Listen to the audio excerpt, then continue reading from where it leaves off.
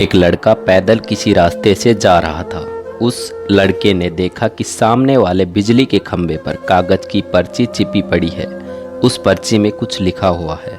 वो लड़का थोड़ा नजदीक जाकर पर्ची में क्या लिखा है वो देखने लगा। उस कागज की पर्ची में लिखा था, कल इस रास्ते से गुजरते वक्त मेरे 100 रुपए कहीं गिर गए थे।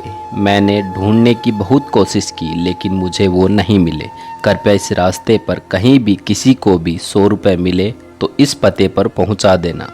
पर्ची में उसका एड्रेस भी लिखा हुआ था। लड़के को ये पर्ची पढ़कर उस एड्रेस पे जाने का मन करने लगा। वो लड़का उस एड्रेस पे जाने के लिए आगे बढ़ने लगा।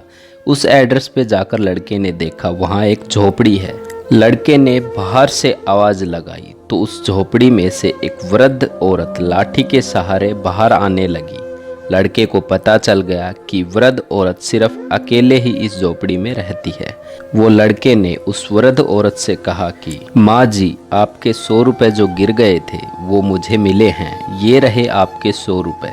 उस लड़के की यह बात सुनकर वो वृद्ध औरत रोने लगती है और कहती है कि बेटा, अब तक करीब 15 से 20 लोग मुझे 100 रुपए देकर जा चुके हैं। बेटा, मुझे ठीक से दिखाई भी नहीं देता है और मुझे पढ़ना लिखना भी नहीं आता है। पता नहीं किसने मेरी ऐसी हालत देखकर मेरी मदद करने के लिए ऐसे किया है।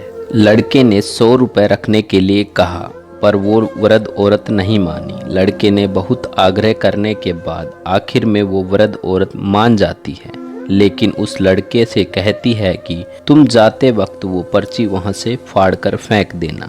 मुझे नहीं पता कि किसने मेरे पे तरस खाकर ऐसे किया है। लड़के ने कहा, माँ जी, आप इस बात की फिक्र मत करना, मैं वो पर्ची फाड़ दूंगा।